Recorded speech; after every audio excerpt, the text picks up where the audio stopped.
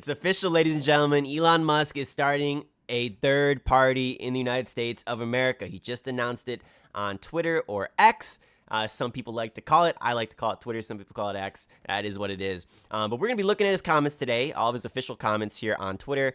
We're going to read through them here, and then we're just going to give you our thoughts, because this is a pretty crazy concept, the idea of the richest man in the world, at least, you know, if you exclude people like Saudi Arabian princes and Putin and all of them. The richest person in the country, in the world, is going to create a third party like that.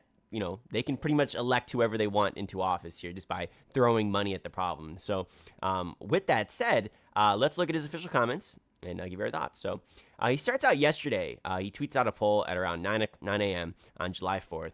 And it says, Independence Day is the perfect time to ask if you want independence from the two-party, some would say uniparty, system. Should we create the America Party? 65% yes, 34% no. Then we got, then he comments on that same thread. He says, one way to execute this would be to laser focus on just 2 or 3 Senate seats in 8 to 10 House districts. Given the razor-thin legislative margin, this would be enough to serve as the deciding vote on contentious laws, ensuring that they serve the true will of the people. Then he goes on today, and he says the following. By a factor of 2 to 1, you want a new political party, and you shall have it. When it comes to bankrupting our country with waste and graft, we live in a one-party system, not a democracy. Today, the America Party is formed to give you back your freedom.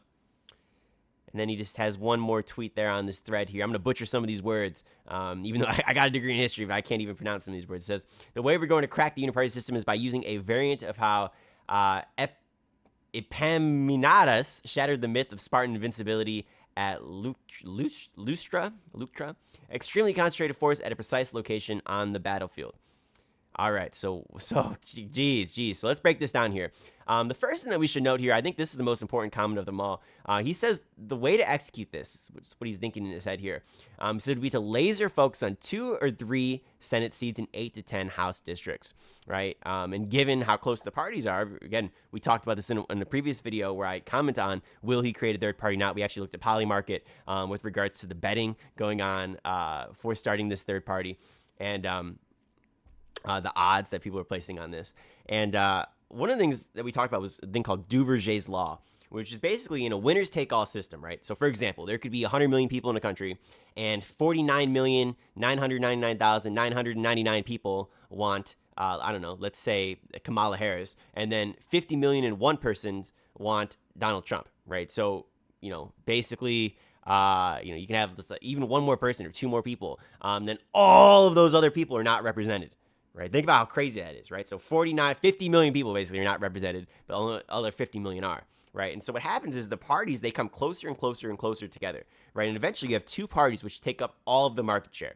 And then, of course, every once in a while there'll be like a third party who takes a seat or 2, right? And they just like swipe it away from, whatever party they were most closely aligned with, right? So libertarians oftentimes might get like a conservative seat, whereas, you have people like, I don't know, the Greens, and they'll get like, and they'll get like a Democrat seat, right? But generally speaking, right, you'll have a 2-party system, right? So winner takes all systems, they tend towards 2 parties, right? And so with that said, to have a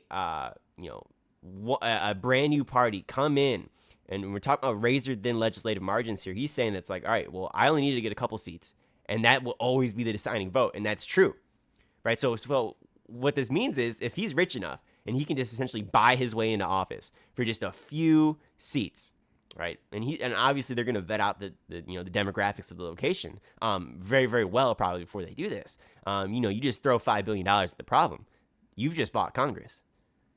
Think about how insane that is. You've just bought Congress, right? Because you only need to get a few seats, right? Because obviously on the whole, he's probably a little bit more, obviously he's more conservative.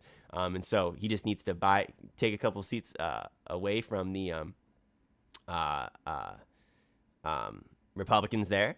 You could even argue in some cases he might want to take some away for some independent type areas, right? Obviously, the more independent, the better. But he's the deciding vote, the tiebreaker on everything, right, as to whether or not something passes. And it's like, oh my God, That's pretty crazy, right? And he's rich enough to do it, which is something that I don't think we've seen before. I mean, even with the Bull Moose Party, when you were looking at Teddy Roosevelt, for instance, and I was always a huge fan of Teddy Roosevelt. I wrote a I think you can find it online. I believe I published it. It was on the history of the Panama Canal, the construction of the Panama Canal, and Teddy was a huge influential character with regards to that. So I had to learn a little bit about him for my research, and this dude's like anti-monopoly, right? He's pro-regulation. He's created the national parks. He's relatively progressive for his area. He's going to support labor in selected cases, and not always. Obviously, like the Panama Canal is very terrible, so I know, like I just mentioned that. But then like he's also like center-left populist, kind of, right? A little radical, progressive Republican. And obviously, like there's party flips and whatnot. So by today's standards, he'd probably be a little bit more liberal than Elon Musk, right? And this was a former president, and he tried to get into office, which is a little bit different, right? He didn't obviously try to get congressional seats or anything like that. He tried to get into a third term in office, right? Because he got into his first term when somebody was assassinated, and then a second term he actually won.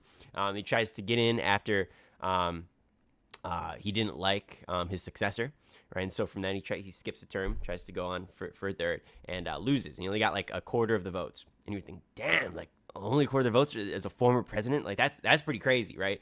So you're like, if he can't do it, what makes you think Elon Musk could? But this is not what Elon Musk is talking about. First of all, Elon Musk can't even run for president, and so even if they threw somebody as president, obviously they'd just be a puppet to Elon Musk, because Elon Musk would help them in every way, shape, and form, because they wouldn't have the money to run themselves. But Elon Musk is saying something different here. He's saying that the true power is going to be here with Congress, and so he's going to tackle those seats here, establish a name for themselves, and I think he can afford it. And so I think that this is something that, honestly, I could realistically see this happening. I guess it's a question of how much does he want to spend. I feel like he's not completely averse to spending a lot of money, right? He's made comments like that in the past, that people will not get elected if they don't support certain things. And so, look, I see it happening, right? I see it happening. It is something that's going to be pretty bad for the country. I'm curious to see what you guys have to say on this. And I could probably rant and rave all day. It's just a matter of time, and just seeing where things go.